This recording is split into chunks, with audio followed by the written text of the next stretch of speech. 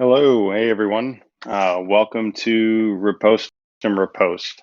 Now, I want to be clear. There are people on YouTube who have never seen Repost and Riposte, don't know what it is.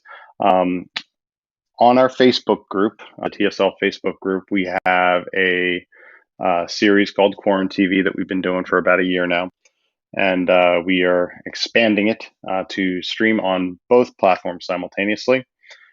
So Repost and Riposte is the show that I've been doing. It started out kind of as a show where we can show off past footage and I kind of break it down and talk about the tactics and analyzing those fights. And kind of what it's changed to a little bit is, just talking about different habits and training and how we're kind of working, especially while a lot of our training comes solo. As you can see, we're in my garage. So this is kind of a reboot, if you will, to my show for those who have been on Facebook. So I'm going to put this up here just so that's nice. So feel free to ask questions. It looks like everything is live. I'm just double checking. Everything looks good. Good. Good. All right. Everything's set. Good. I just wanted to make sure that that was the case. And there we go. So today, my topic is going to kind of be an introductory topic a little bit, but I am here to answer questions as you have them and go over anything that you might have a question about. And if you if you got a question, let's just post it in. I will try to answer it, and I will try to give you as in-depth of an answer. And if not, I will try to direct you in the right path. So the topic I'm going to be focusing on today is I've got the gear. What's next? Typically, when people come into the Saber Legion, they talk about where can I get this gear? What sabers can I buy? Where can I get a mask? Where can I get gloves? What's the best this? What's the best that? That's a big conversation when you first come into TSL. There's a lot to think about. There's a lot to consider, and it can be difficult. It can be daunting. Thank you, Alicia, for the intro or for the comment. The intro was done by Jason Knight. He's one of the members of our media team. I wasn't using it for a little while because of the program I was using wasn't allowing me to, but then I figured out a methodology to get it in there. So thank you very much. And okay, so talking about past your gear, past the gear conversation. You have all the gear. This doesn't even necessarily mean you've been to a TSL charter meet yet. This could just mean you've discovered TSL, you realize this is for you. And this doesn't mean you've discovered TSL and you have no previous experience. This could mean you have previous martial arts experience. It doesn't matter. You've come into you like what we're about. You want to participate. You bought all the gear. You have everything you need to go to start sparring. Let's just say heavy sparring. We don't have to. You're not necessarily. You don't have to be ready for a tournament. And what's after that? There's a lot of different paths you can choose. There's a lot of different options depending what your past experience is and where you are. So I'm just going to kind of break down some of those things. Some of it will just kind of be me talking, and I'll answer your questions as you have them. Some of it will be me discussing. Some of it will be me discussing just like different techniques you can think about, meaning how to incorporate your past experiences. And like I say, I just want to have that conversation. So it is a nice primer for those that are like, okay, I got all this gear. How do I swing the saber? How do I do all these things? How do I walk and chew gum essentially at the same time? So that's what I want to focus on. Let's see here. Just give me one sec. So anybody watching, like I say, I'm on YouTube and Facebook. So if you're on the Facebook group and you'd prefer to be on YouTube, you can do that. If you're on YouTube, you can look at it on the Facebook group. I'll give an option there, just so we can get to a wider audience and get this kind of message out there. So, bottle the gear. Let's all start the topic, and until I see more chats, and I will just continue talking until I finish or some comments come in. You've bought all the gear you need. As I said, heavy sparring.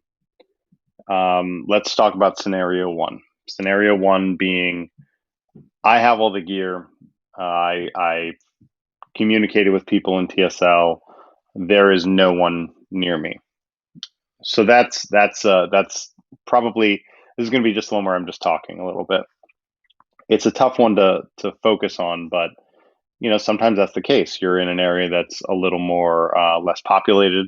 Maybe you just don't have a fix in the community, as far as like the community that you want to grow. Maybe you're not an extremely you're not extremely charismatic person. I would say I put myself in that category. I'm not the person to go up to people and say, "Hey, would you enjoy saber fighting?" I can talk about it here, because it's a let's say less personal interface, at least in my opinion, and I'm a little more comfortable with it. But that's a tough thing. So you will need to figure out the way to find your community. The best thing to do is start with is you've connected with your charter, and you've whatever that charter is. If there is no charter, then that's a different conversation, and I recommend you reach out to some of the people. Um, Either the Saber Legion, we have a comment box. We have you can message our page on Facebook.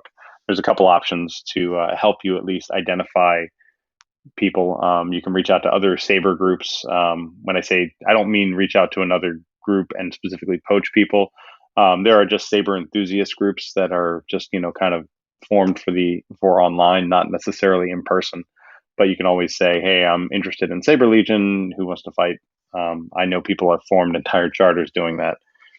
So past that one, that's going to be the hardest. The next thing is okay. I've never swung a saber. I've never swung up any weapon based martial art kind of. I've never done any of that stuff, right? If you have that background, um, yeah, as Alicia said about this has not been an ideal year for recruiting. It is slow going. I mean, I'm in an active charter. I mean, what I would define as active, at least before COVID, and majority of the fighting I've gotten is 3 times in the last year where I've actually been able to get real sparring in, other than training specifically. So that is a difficult balance.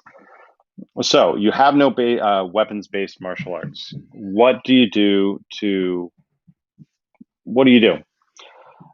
My recommendation is to look at what we have in the community. We have lots of wonderful fights and videos that we have lots of fights and videos that can help you find a style that suits you. Let's assume you don't have any. Like I said, we're assuming you don't have any previous experience. So look at the different people who fight some of our high profile fights. Watch TSL 4, that's on our YouTube channel.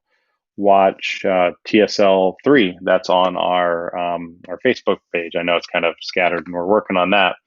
Watch some of our past championship series events. Watch some of our more recent underground fights, where we're doing providing events with kind of COVID protocols. Watch those things.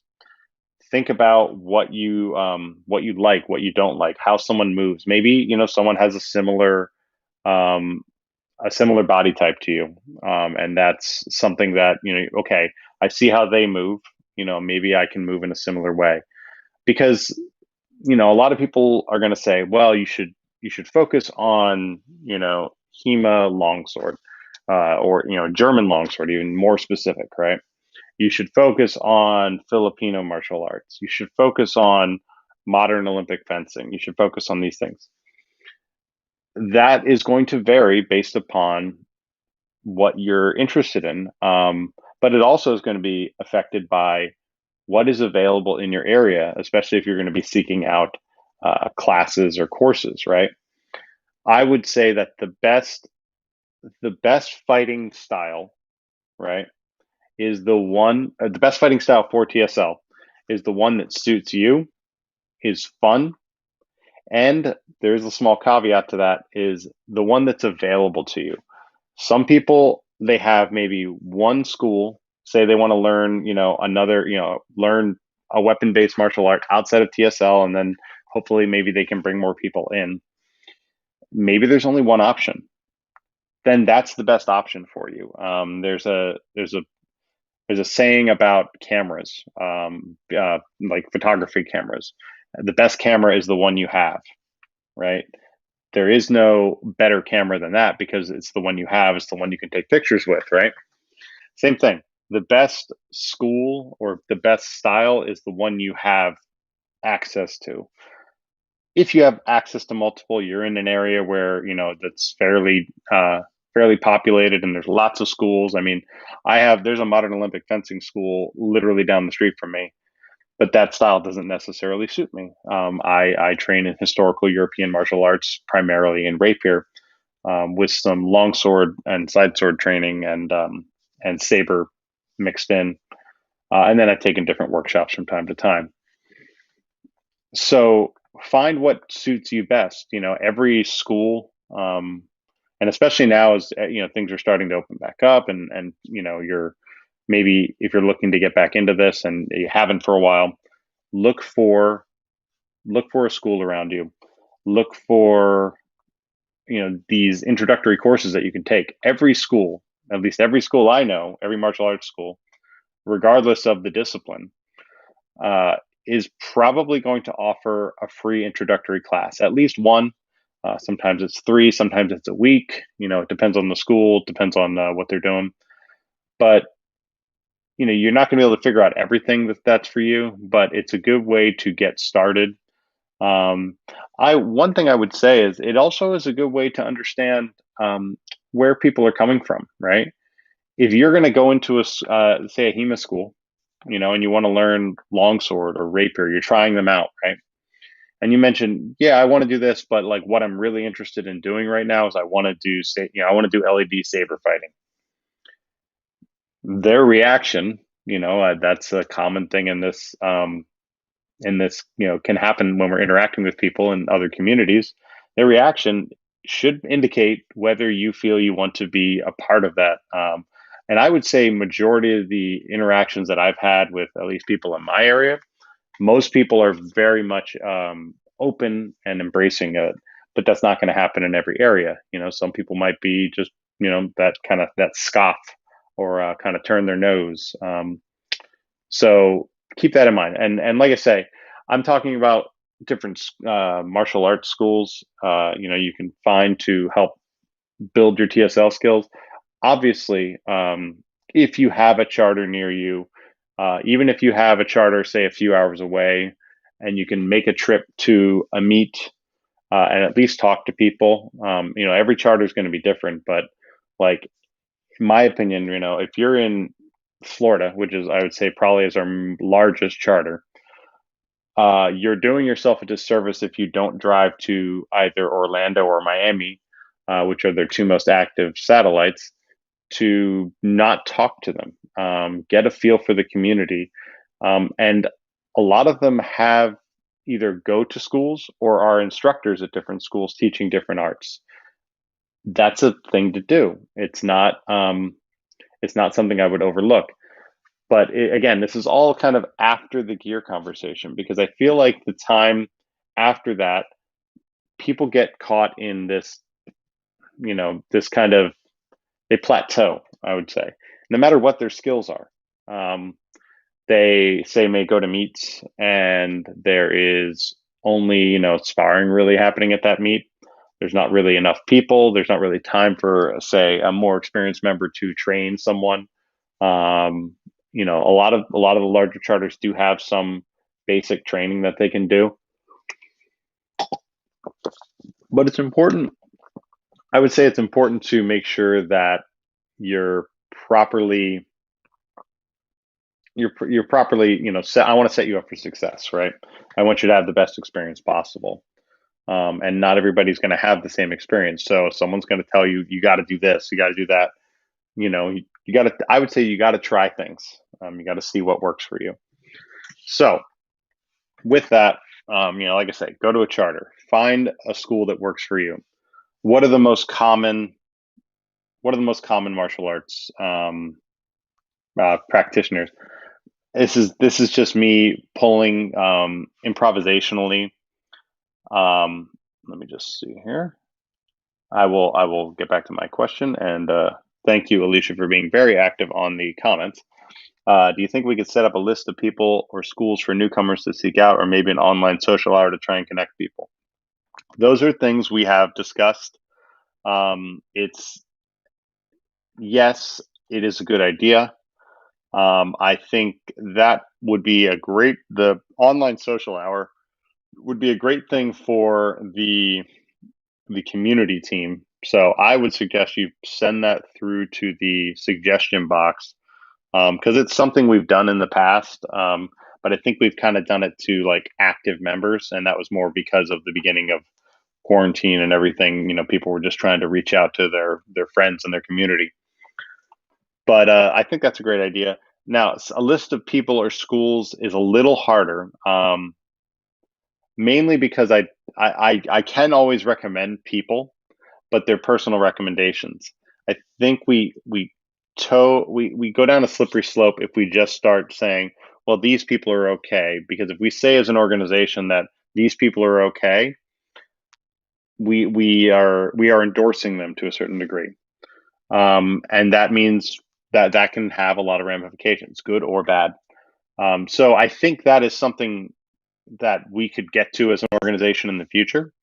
I think that's something that charter reps should consider, because they are as our charter member support lead, Jared Graham, has said, charter reps are the boots on the ground, and nobody would have a better idea of some of the different schools and who's friendly to TSL. Obviously, if a TSL charter is at a certain dojo or school, then definitely that's a good place to look at, because obviously they're friendly, at least somewhat friendly, or they at least take our money. If they're charging for the space, they take TSL money, so that's a good thing, right? Yeah, as Alicia said, I know mentorship is a tricky thing. Yeah, that's the thing. There is ways to set up a mentor program, and I assume that the community team, or one of the teams, I'm the lead of the media team. That's not necessarily my area of expertise. I assume that's they're being worked on. Most of that, I think, is probably a longer project, right? So I think as far as endorsement of schools, it would have to be kind of just personal recommendations. We It could be a point where we get to like schools that are affiliated with TSL, and like I would always recommend two of the schools in my area, actually three of the schools. I mean, the one's like 2 hours away, but let's see here. Sorry. Um, if So question coming in from Facebook is from Donnie. If a charter rep is teaching a class, can we assume it's valid or useful? The answer is yes and no. We should not assume that it's valid or useful. Um, I don't want to assume that. I will say it all depends what we're talking about. Are we talking about teaching a class in a meet, or are we talking about teaching a class outside of a meet, like if I was teaching a class at my local HEMA school? Um, that would be my question for you. Which context are we talking about? As Alicia said, I was thinking people who are interested in helping newcomers. I think it's a great idea. A mentorship program, is something I've heard talk about it, but again, not my team, so I don't know what the progress is on that and where that falls on the priorities and everything. So you're saying the latter. So we're saying that teaching outside of a teaching outside of a school, at an outside school. I would say it's always important for you to explore those opportunities. If a charter rep is teaching it inside of their own meets, I would say the information there can be useful. If you're coming in with previous experience, it's a different thing. But um, at the very least, a charter rep teaching in a meet will be beneficial in that they will discuss rules, probably targets, safety precautions, all of those kind of things that are important. Um, you know, I we don't want to say yes, every charter rep knows exactly what they're talking about, but we don't want to say they don't either, right? We want to balance it because some come from completely different walks of life and completely different backgrounds. There are charter reps I know that have decades of experience um, teaching and being a student, in different martial arts. And there are some that have none that came into TSL, and just kind of learned it as they went along and picked things up. And there's benefits to both of those people. Now, if you're in a place where there is someone teaching a class, like in Orlando, I know that Nathan Pumphrey is one of the charter reps, and Alec Martinez is a member and one of my fellow Corn TV hosts. And as Joe said, we can only hope it's good info, right? Um, I would say that they have enough experience to be teaching what they're teaching. Now, granted, they're not teaching LED Saber. They're teaching. I don't know if Nathan teaches historical European martial arts, but I know he was teaching modern Olympic fencing to a degree, and I know Alec was teaching some rapier. I think I might be forgetting, but it an LED Saber class. We want to make sure that there is some backing with that. I would say, for example, I take an LED Saber class that is not affiliated with TSL. Yes, it is the school where I train for other things. It is not. It is the school that also hosts our meets in the Bay Area and San Jose area. For those that don't know, I'm in Northern California, in the San Jose area. Um, so for those meets, I would wholeheartedly recommend my instructor Stephen Fick's class. He has decades of experience as an instructor, decades of experience as a fighter, um, and that's a great thing. And there probably will be there might be times where like I might be asked to teach something. I've done that for the rapier classes there. I do my best. I'm by no means the best teacher in the world, but I try. I guess it depends. It all depends how much money is changing hands in this scenario. But yeah, that's my long-winded explanation. Sorry that kind of rambled a little bit, but I think the thing is we assume positive intent and we're curious about what they're doing and not judgmental that like, oh well, they're not that good a fighter in TSL. They don't know what they're talking about. Let's not assume that every good fighter is a good teacher, and let's not ever assume every good teacher is a good fighter. And that might also be related to age or something like that. Like just because someone's a bad, I don't want to use the word bad, just because someone's not a top ranked fighter now doesn't mean that 5 years ago they weren't a top ranked fighter. There's different things people bring in. So find the best teacher, find the best, you know, find the best teacher for you and what works for you. Um, uh, and Alicia is saying about the Bay Area, Sunnyvale, which is a city near me. I'm specifically in Campbell, but San Jose area to keep it broad for people, and then the San Francisco Bay Area for people that don't even know anything about it. So Sunnyvale, pretty much most of the Bay has really good food. There is no shortage of decent food. So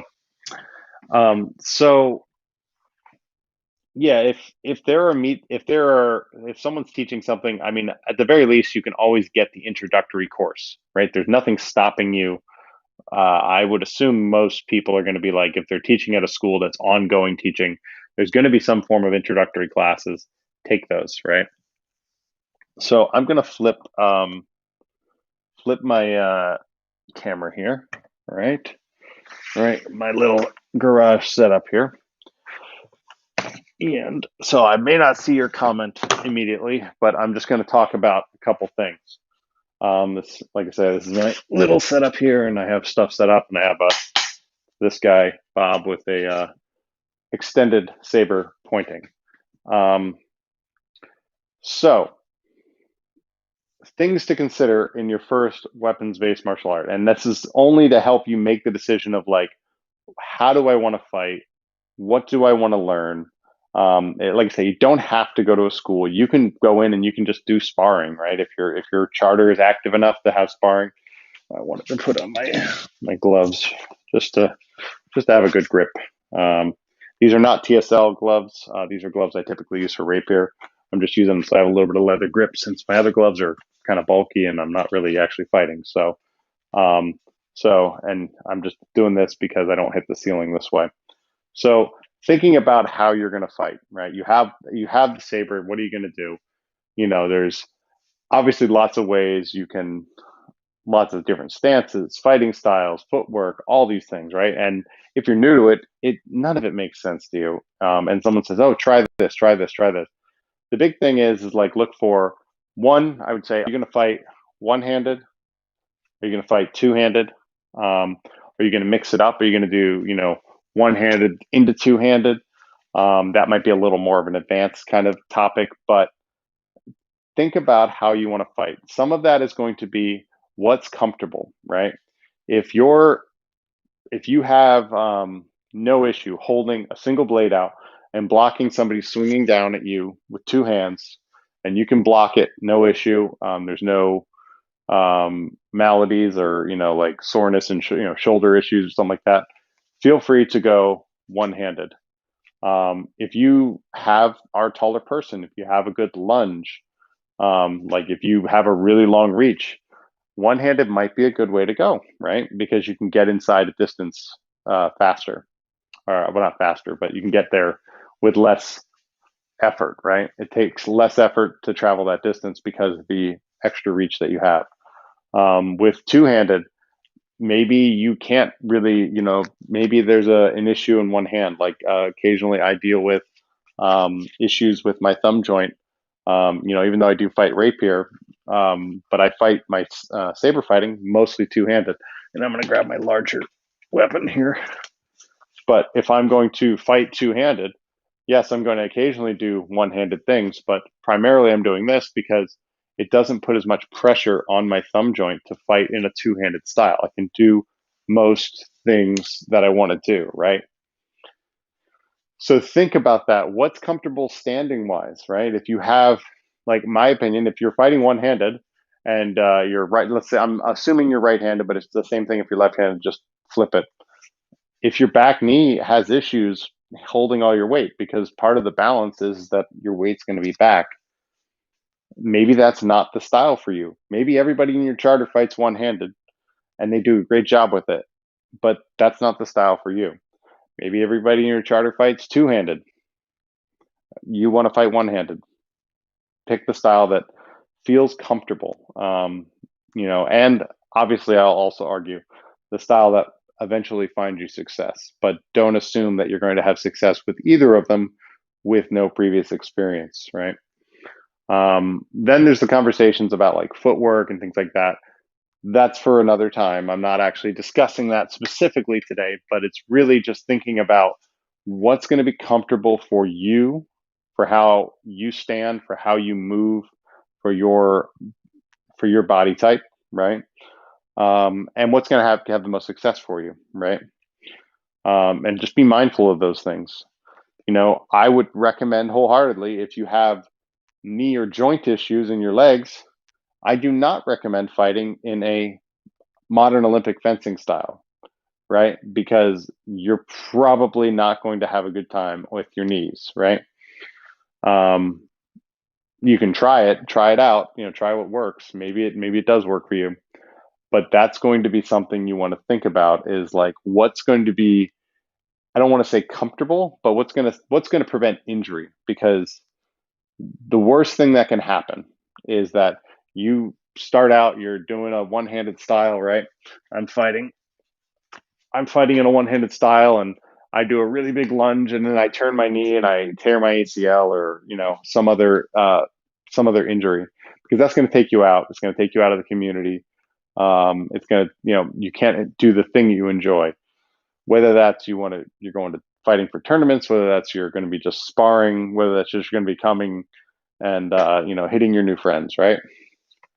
We want to make sure that how you move, you're moving to avoid injury.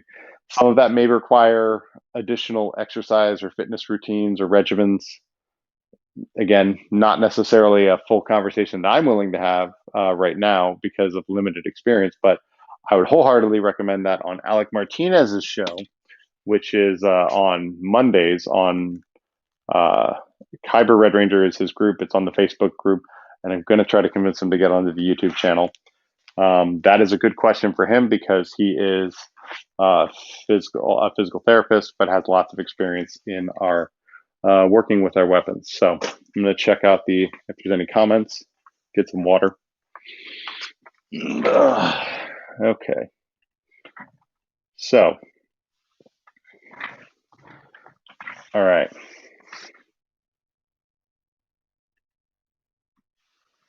Okay. All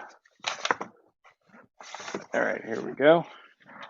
So Joe said, personal opinion, but anyone I see teaching the forms kind of becomes a person I'm less interested in learning from.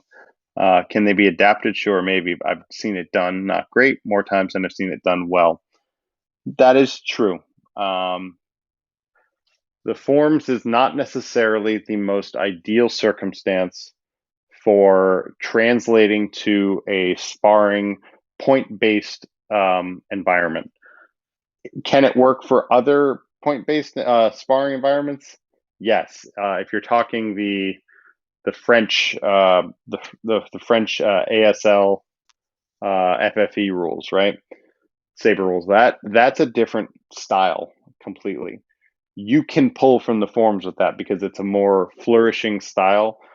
It's less. I don't like using the term realistic, but I would say it's that or Ludo sport, especially even more so, is a more acrobatic sport, right? So yes and no, I will argue, because if they're teaching the forms that aren't adapted, they didn't just say like, well, a one-handed fencing saber style is form 2, and then they just took actual techniques and said that's form 2. That makes sense. But if they're saying exactly what people teach as form 2, like exactly what Count Dooku did, yes, stay away from that. That's not necessarily the best time for success in TSL. I just wanted to bring that up. So let me just see here. So Donnie, I thought you looked familiar. The name was familiar. So it's 1 to 2 hour me from either San Jose, Marin, or Sac. So I can't make any of them with any regularity. Yeah, that's not. Where are you at, Donnie? Since I'm the Northern California representative, so I can kind of answer that question. So you're in luck here with me. But where are you at specifically? Just because I can point to a couple things, and I got to make sure that I'd have to make sure that they're still happening. There are classes that are taught, not TSL. They are classes that are taught at On Guard Fencing in Santa Rosa. I think those are still happening. Intermittently, there had been classes taught at Tassetti in Redwood, but that's kind of off and on. There is the Sacramento charter, which is just a charter. They meet in a park. They've gotten a lot of training from Mark Carrico, so they've gotten some classical HEMA trainings. And then there's myself, which occasionally is starting up meets again about every 2 weeks or so. Not counting I was going to do it this Saturday, but not counting that. So, okay, so cool. Let me go through Alicia's comment here. I wiped out in classical fencing because the left knee turned the wrong way. Not fun at all. Exactly. If you're doing modern Olympic or classical fencing, make sure that it works for you. Do not feel pressured, because if it is the only game in town, make sure that you at least can stay safe in it. Is there benefit to training in Ludo or Lightspeed. Um, so you're in Solano. I see your other comment.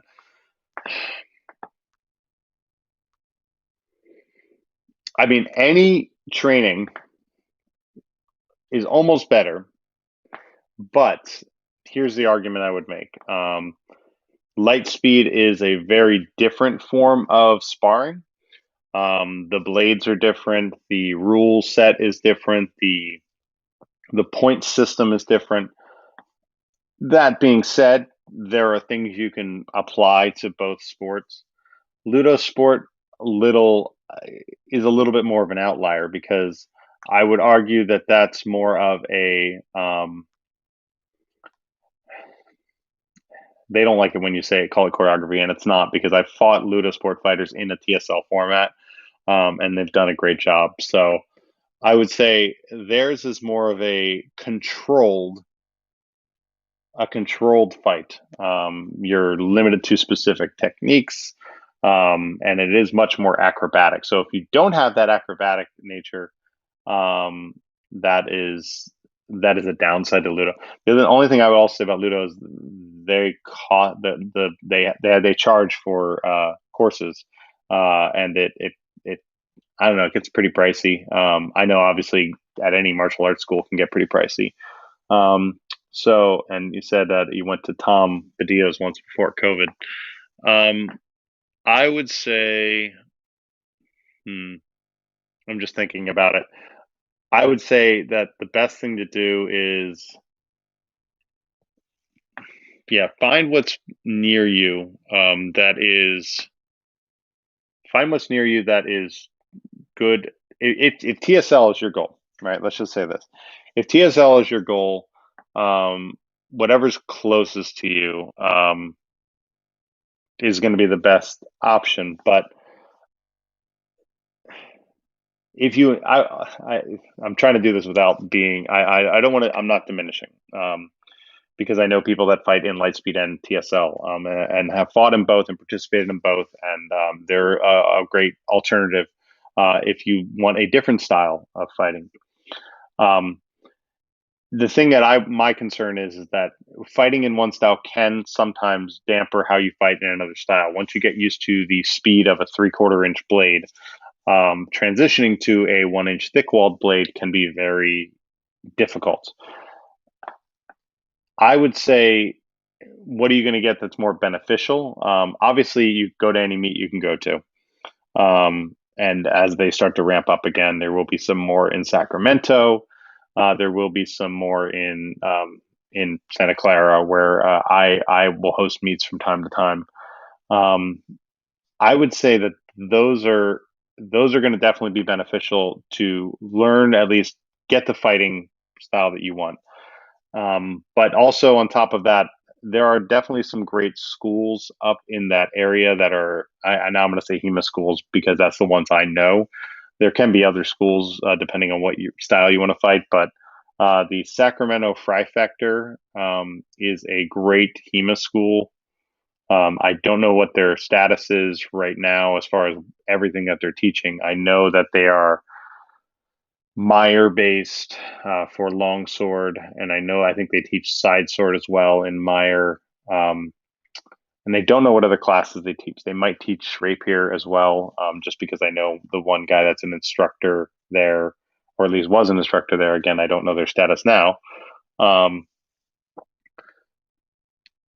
is a they're great people there. I'll just say that they're great people, great teachers, and I've had great interactions with them in the past at different events in the area.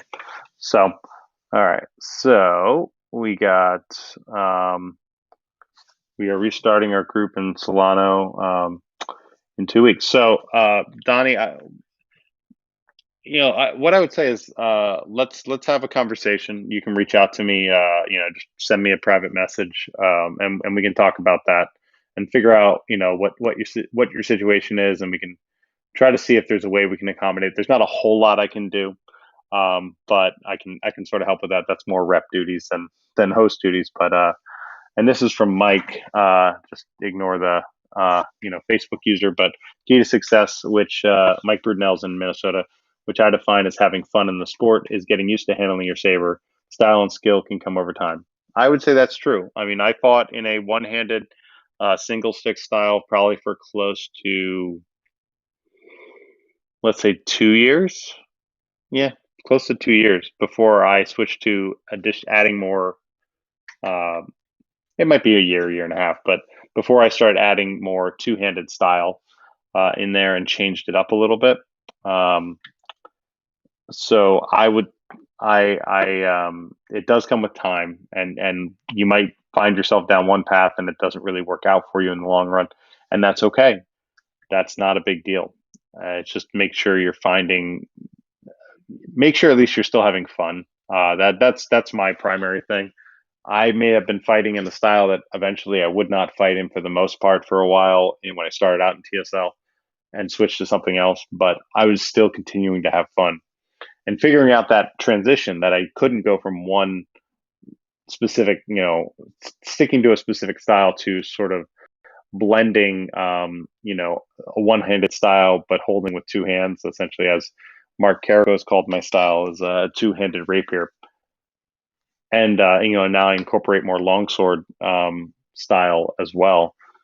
I mix these things up, and I like that, and that did come with years and years of training. But the key thing is that don't necessarily go down a path if you're not going to have fun with it. That would be my biggest thing to say. And as Mike said, favorite part of TSLs, we're not limited to one style. Yes, and nobody should tell you you are limited to a specific style. You don't have to think that you're limited to a specific style just because that is what someone says is the best thing to do. I could tell you the best techniques to do, but those are the best techniques for me, not necessarily the best techniques for you, right? So just keep that in mind. But ask questions, ask the people. So the best way to get, this is from, I don't know, Facebook. So this is from Paul Valdez. What would you say is the best way to get conditioned in your gear? I mean, move in it, swing your saber in it. If you're not in a sparring scenario, um, if you're not in a sparring scenario, you're not near a meet. Just you gotta swing, hit a target. I mean, if I'm training myself, let's just go over here for just a brief second, right? And I want to know how to move in it, and that's also a key thing to break in your gear, right? You bought all this gear, and I'm just going to use this, right? But like I'm going to start swinging and moving and figuring out where the little hiccups are, where my mobility issues are going to happen in my gear. But conditioning is going to come with like you can do something like the 100 cuts a day challenge. I know there's a Facebook group for that. It's not necessarily just Saber. It's mainly for like SCA and HEMA, but it doesn't matter as long as you're doing the 100 cuts a day for 100 days, I think. It's just a good training. It's if once you've figured out cuts, and you're just doing 100 cuts, right? And I'm just doing this, and then I switch my hand, right? And then I'm just trying to avoid the saber here. But if I'm cutting, let me get a longer blade just because it'll be easier for me to do it. So I'm doing everything. But if I do that in my gear, that is a good way to feel the heat of it. If I know where maybe my charter's not meeting yet, if I know where my charter's meeting, I can say like, okay, they're fighting outside. Well, maybe I need to be outside, right? I need to get used to if you're in, if I'm in the Bay Area and it's summer and it's 90 degrees and, not that humid, but it's like, 20 to 30 degrees percentage humidity. That's enough to make you sweat, but it's not a desert. It's not a desert, right? So moving around in that space, I mean, just even if you're not swinging at a target, just doing different things, whether that's working on cuts, footwork, get an idea for what you're doing. If you've learned those basic things or those basic things, that's a good way to start. But I can give you some other just personal things, but I just wanted to give an example of like that 100 cuts a day can be a very useful aspect to it. Yeah, what did I do here? There we go. Sorry about that. Another way to get conditioned, another way to get conditioned in the gear. I mean, it really is to just fight. What I would argue is fighting to your limits. If you actually have a partner or a meet to go to, fighting to your limits. Not necessarily at full intensity, but length of time, right? That if you're going to spar at your normal sparring rate, and you normally spar someone, say, for 5 to 10 minutes, right? See if you can go to 12, 15, 20.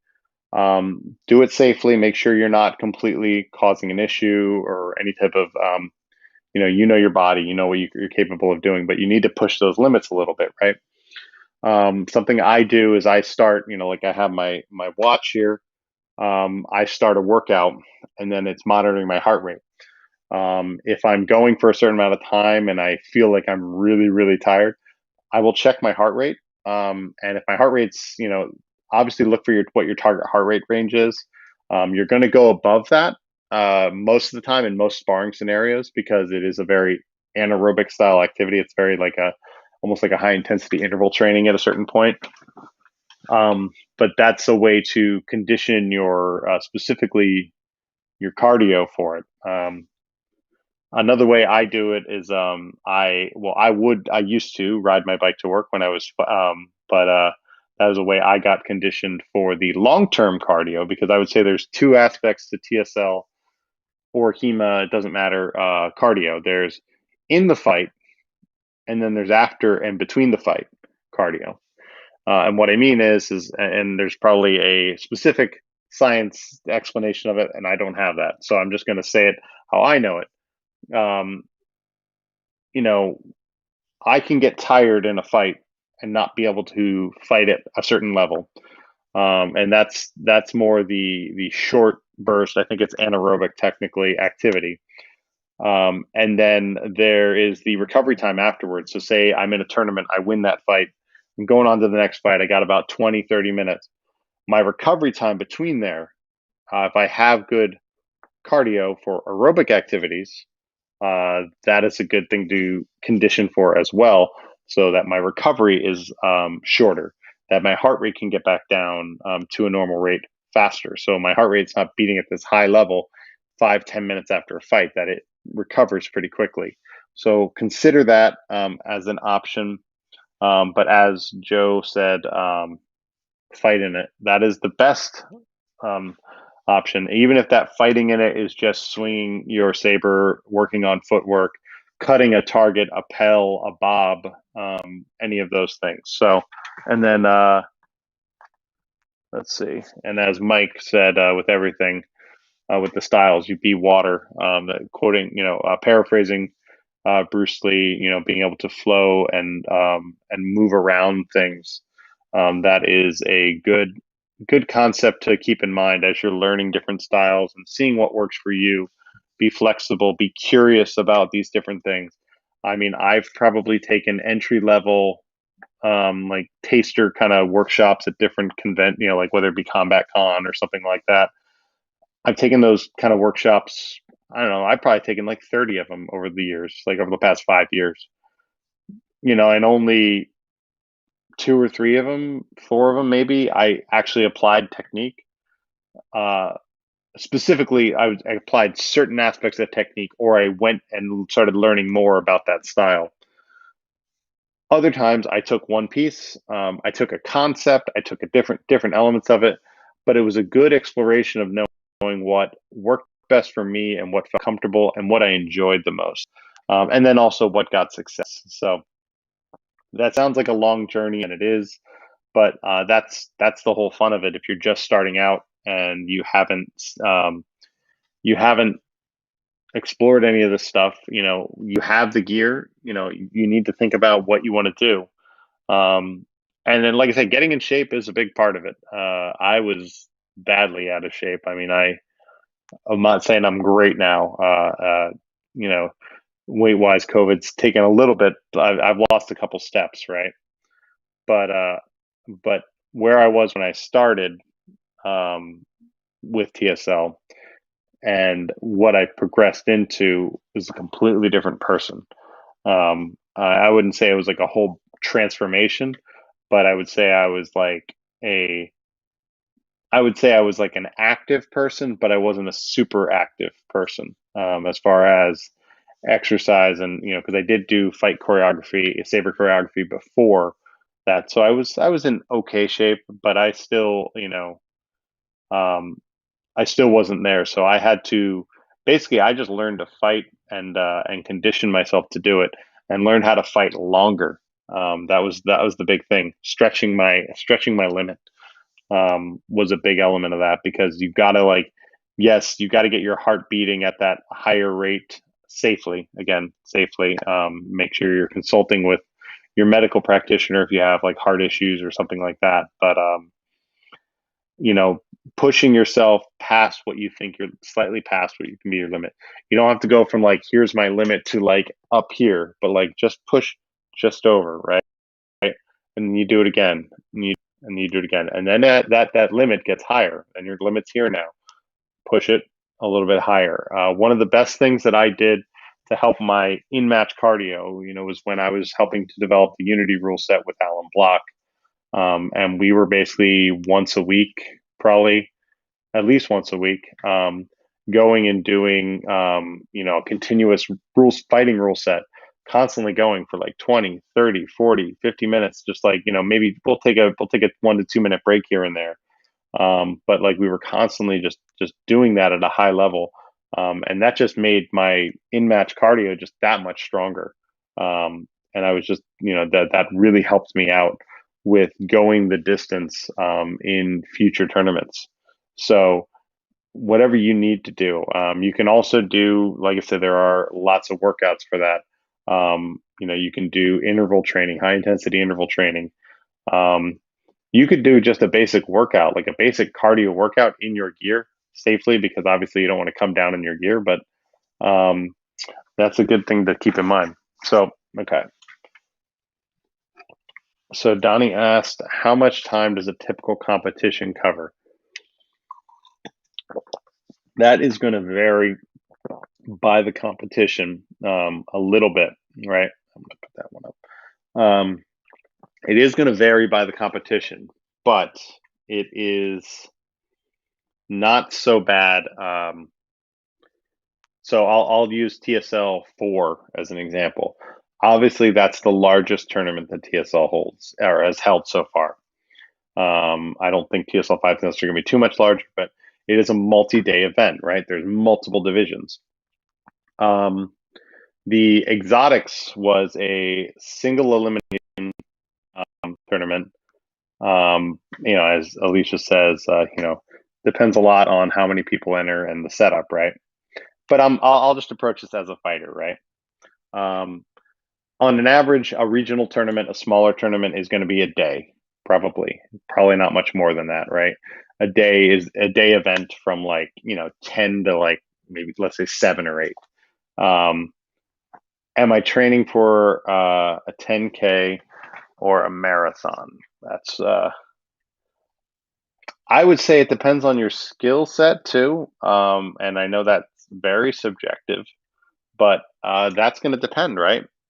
So if you're training for TSL 5, because this is the example, the next thing I can do, right? If you're fighting in 2 divisions, right? Because there's only 2 open divisions, the other ones have specific qualifiers, 50 plus or women's. You're fighting in 2 divisions. You need to assume that at least 2 days you're going to be fighting, right? Whether they be 2 separate days, or you could actually do it all in one day if you really needed to, depending on your schedule. But so the Exotics is going to be running pools, right? So we have a pool, typically of 5 people. So that means you're going to get 4 matches, right? And again, this is TSL 5. I'm estimating, but we're assuming pools of 5, 4 matches that you're going to get out of that of each fighter, and you'll go through those people. You do that, so there's 4 matches that are 2 minutes and 30 seconds, or 2 minutes actually, 2 minutes of guaranteed fight time. So the clock stops between. So, and you're doing that probably inside of that. That might be a half hour. That might be 40 minutes, depending. I forget the exact calculation for how long a 5-person pool takes. That is round robining. But that's the one thing. So you make it. So say you make it out of that pool. You've had 4 matches. Then either the next day or later that day or later, a couple hours later, depending when your pool was, if it was first or last, you would move on to the eliminations. And then from the eliminations, then you'd move into, maybe 3, 4 rounds. And again, this is assuming you're winning, right? You lose in your pool, you're going to probably not move on. So you'll get those 4 guaranteed matches and you'll go on from there. If you're fighting in exotics and standard, you're talking 8 matches the whole time. Just say you don't move out of pools in either of them, you're talking 8 matches, and they could come at different times depending when you're fighting. So that's something to consider. I don't consider it necessarily a marathon. The problem is it's hard to say that, oh, it's training for a 10K or training for a marathon. In reality, what you're training for is you're training for like a 400-meter, 200-meter or 400-meter sprint, right? The fight is a sprint, but then you do that like 8 times. So it is a marathon to a certain degree, right? You're going a distance, but it's of sprints within that. So that's the key thing. It's different than anything else, right? So you're training for that moment of when you're fighting, and then you're training for how much energy you have between the fights and how fast you recover. Because can you go the distance? I fought in TSL 4. We had the tag team division, the exotics division, and the standard division. In the tag team division, we got to the finals, and that was something like, what was it? 1, 2, 3, 4, 4 or 5 fights. 4 or 5 fights.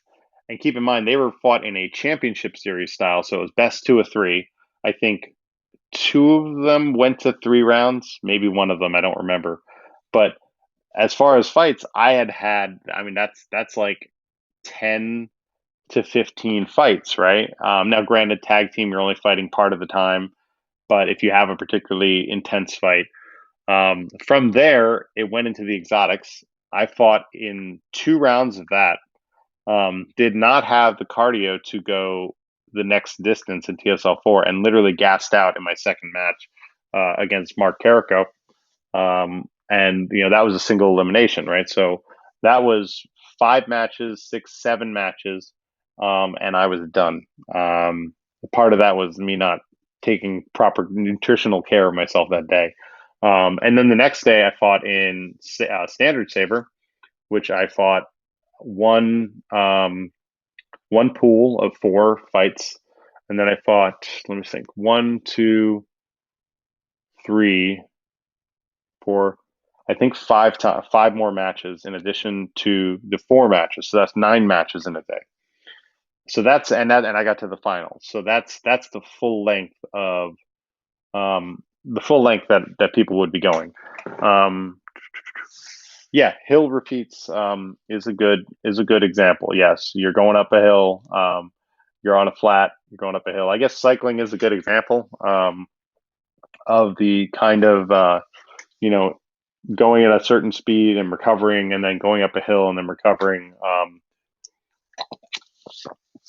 The big thing I would say is someone's first tournament is don't expect to necessarily get out of pools, right? Expect to get out of to finish all your fights. Make sure that you're going to be properly conditioned for those fights, that you can finish them and fight at your level, and you don't have to drop your level because you're not conditioned for it. So, don't get me started on the Masters tourney. So the Masters tourney was the test tournament we ran in 2019 for the May of 2019. So it's going to be a 2-year anniversary coming up next month. And that was for specifically the Unity rule set. That one I fought, I think, 4 fights in the pools.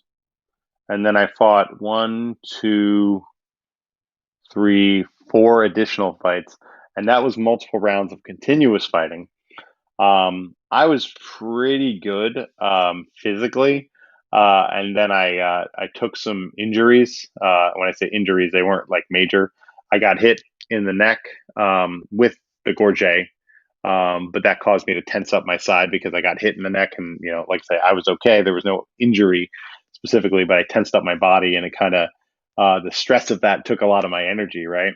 And then I got hit kind of in the underarm, and that in my second to last fight, and that kind of took more of my energy away. So injuries can do that too. Uh, Actually, I wouldn't say injury. I would say getting hurt can do that because I wasn't injured specifically. I was recovered after that day.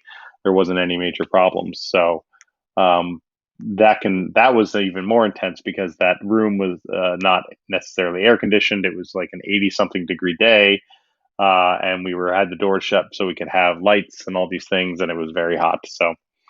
Um, so what I would say is like on the local tournament level, you're probably talking mostly talking like one pool, right? So and you're talking a fraction of the people entering, but you're still probably talking if you would get out of pools, whether it be a 4 or 5 person pool, so 4 person pool, 3 fights, 5 person pool, 4 fights, you're talking 3 to 5 matches if you get all the way to the finals. So most of the time, you're talking like 8 or 9 matches that you'd be training for at the peak level. And I don't think anybody should assume they're going to get to the peak level until they actually get to the peak level. I never expected to go into TSL 2 and to go all the way to the finals in the exotics division, right? It did not expect that to happen. So I didn't expect to go the distance there. I didn't expect to go the distance at TSL 3 in the standard saber division and the exotics division and be working off an injury that happened before, and I would say injury on that one before TSL 3 with my shoulder. So I think there's a thing about conditioning, making sure not just that your cardio conditioning is good. Make sure that your muscles and your joints are properly working too. That's a big element that I think people overlook. They don't think that like, oh, I have an old injury, or oh, I've always had the issue where like sometimes my knees get a little achy or weaker. If there's a weaker muscle group that you need to be using a lot in a tournament, make sure that you're strengthening that and training for it. There's a reason I do DDP yoga to specifically train and work all these muscles, so I am avoiding and preventing injury. And I have done a good job so far. I haven't gotten any major injuries, knock on wood, so far. So Alicia, Joe said, "Would you say among to get out of pools is a first good goal to set?" I feel like you've done an episode on this. I I say no. I say no. Um, and I say it because if your goal is to strictly get out of pools at an early tournament, you haven't done other tournaments, you haven't fought and had success, then you probably are setting yourself up for disappointment. And I would say if you go into that tournament and then you get out of pools, it is a wonderful surprise, if that makes sense. You don't have to worry, I have fought in a bunch of HEMA tournaments in addition. I've done very well in TSL. I've gone to a bunch of HEMA tournaments, whether that be single stick, saber, rapier. I have been out of pools one time, once. Another time I should have been out of pools, but there was a guy got injured in a fight, and they couldn't count my fight with him where I did really well because he hadn't fought everybody in the pool, and that was a whole other thing. And I was just below the bar. But the one I did get out of pools one time, and I won my first match. I won my first match in eliminations, so that was further than I thought I could go. And then I set the bar, a little bit higher. Next time, okay, I should be regularly getting out of pools when I fight in a single stick tournament. Um, it's not always going to happen, but it depends on where you are and what talent shows up and everything. But my goal right now with rapier is not to, I've been fighting with it for years. My goal is to get out of pools. That's my goal. I've won some, I've lost some. I've been hit or miss. I've been in pools where I've been absolutely stonewalled, and I've been in pools where I've done fairly well, but not quite good enough. So um, that's just something to keep in mind. I think I did do an episode about it, but set a goal of like what techniques you want to pull off, or you don't want to be tired at the end of the day. You don't want to be sore at the end of the day.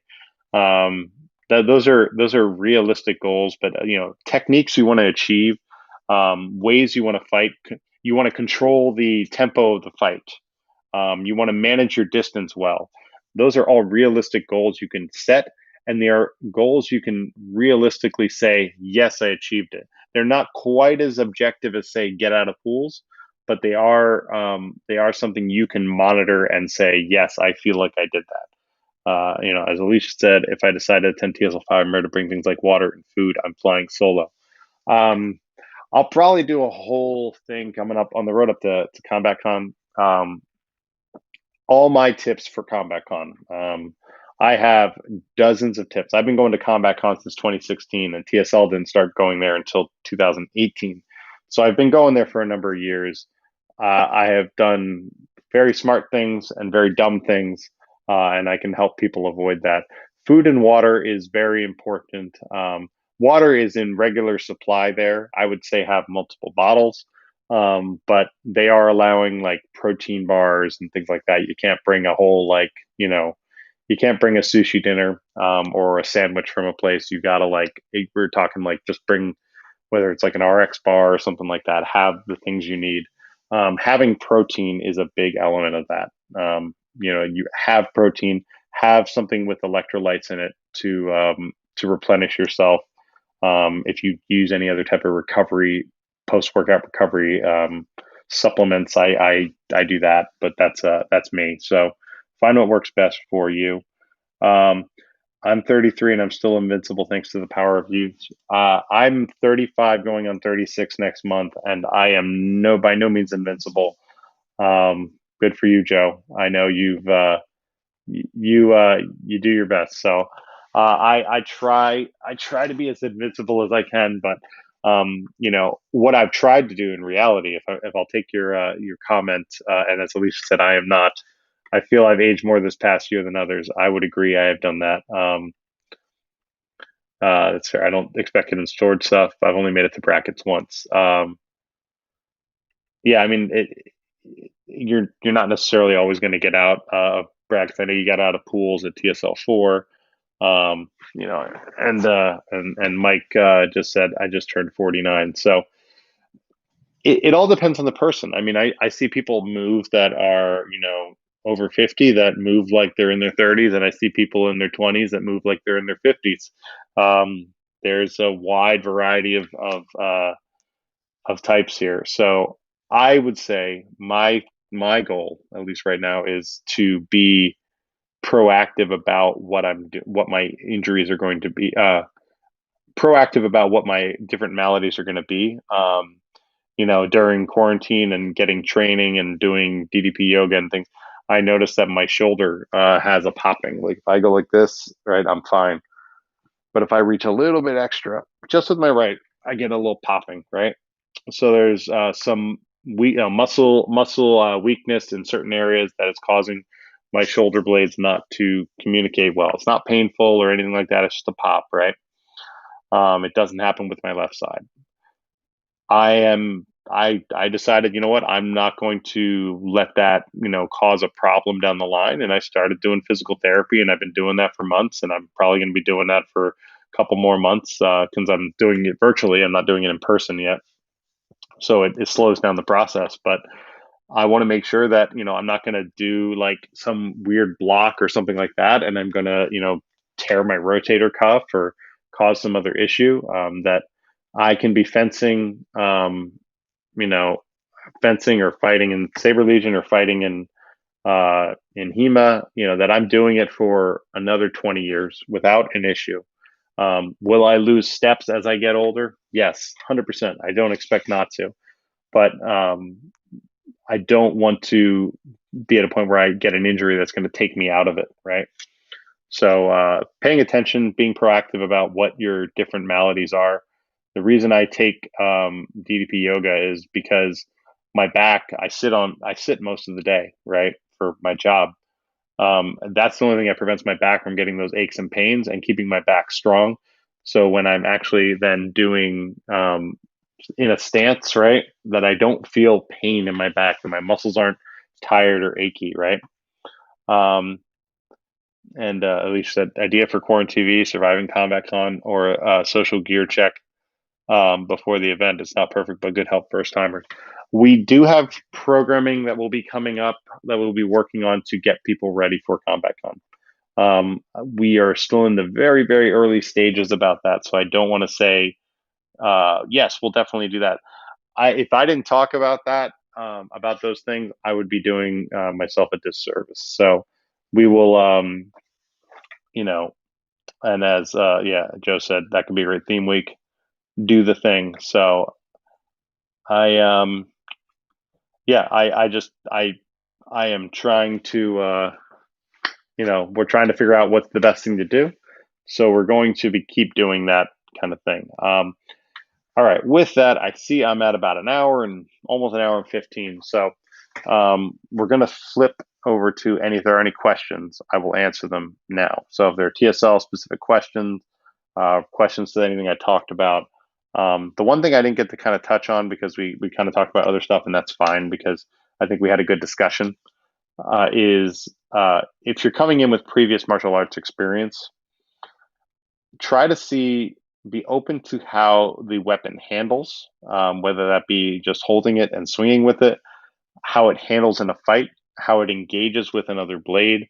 Don't bring in the same notions that you're a master at, German longsword, and then you're suddenly going to be a master at this. You can be.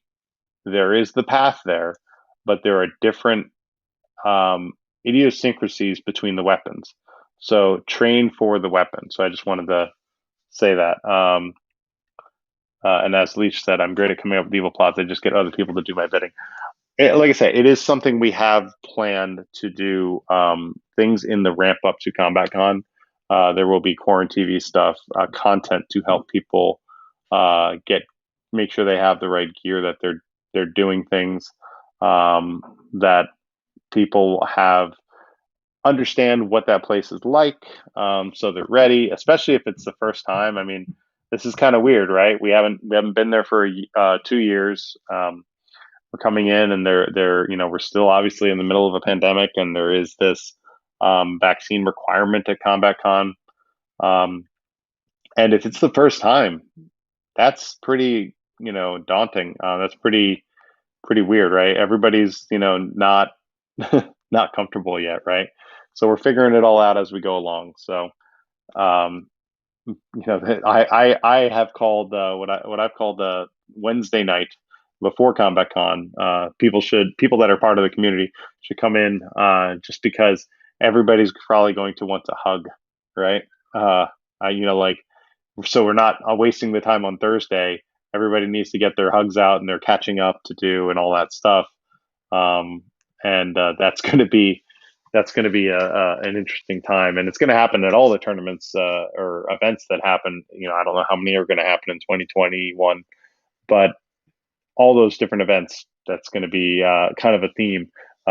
Because we haven't seen people in 2 years. I mean, I think the last TSL people I've seen outside of like local people and I'm not counting online, I'm saying in person, was, I think there was a meet with Mark in Redwood City, and that was like the last time I saw him. That was, I think, late February, so like right before everything.